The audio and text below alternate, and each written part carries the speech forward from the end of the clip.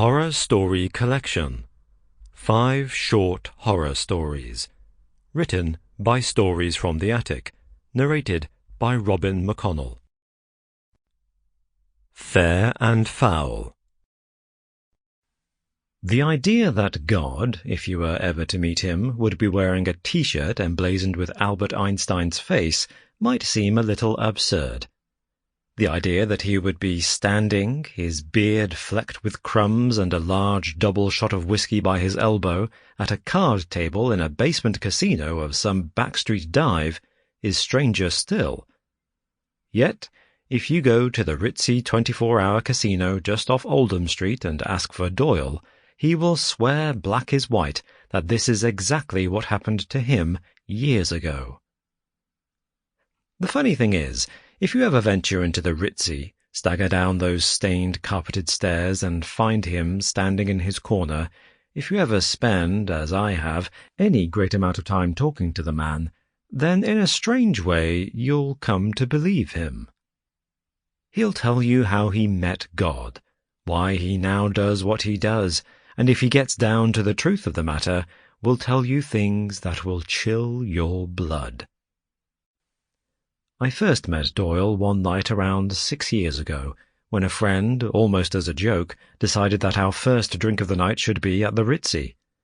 Though it half-heartedly calls itself a casino, and it is true that many a poor soul has whittled away his savings against the knife edge of the Ritzy's games and challenges, to call this dim collection of card tables and roulette wheels, situated in something that looks like an oversized pool hall, a casino, is flattery of the worst kind.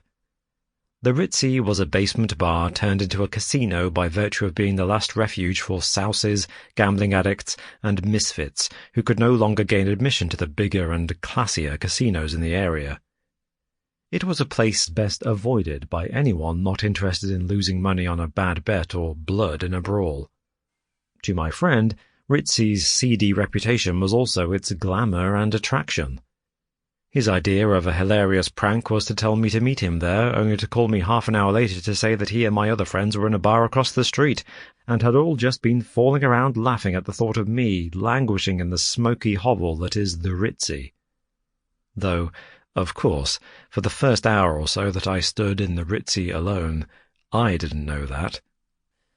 Having ordered my drink and watched the clock behind the bar crawl around for 40 minutes, I was disturbed from my quietly muttered cursing by an authoritative voice sounding from the corner of the room.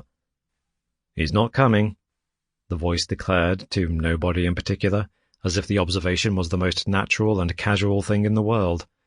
For a moment I wondered who the voice could be talking to. As I didn't know anyone there, I naturally assumed that the comment wasn't meant for me, until it was repeated. "You, at the bar there, waiting needlessly. Your mate. He's not coming.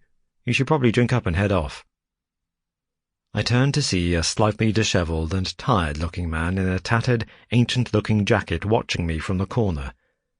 Further into the corner, their face entirely shielded and hidden by the shadow, was a croupier.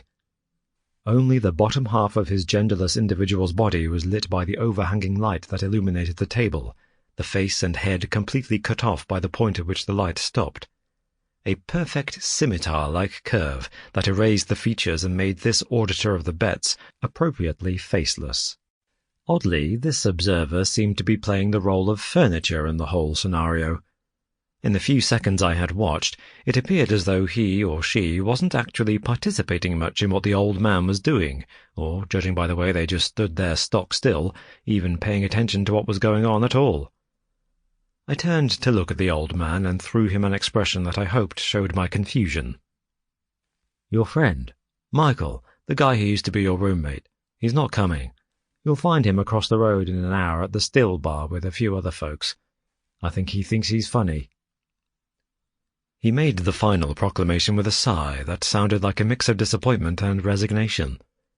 I smiled, assuming that the old guy had been tipped off to my predicament by Michael, and, thanking him, asked the barman for my bill. "I wouldn't bother going yet, though," the old man added, not turning away from the table or the apparently headless croupier, and talking with his back to me as if through some mouth concealed under his battered Trilby hat. Sample complete. Ready to continue?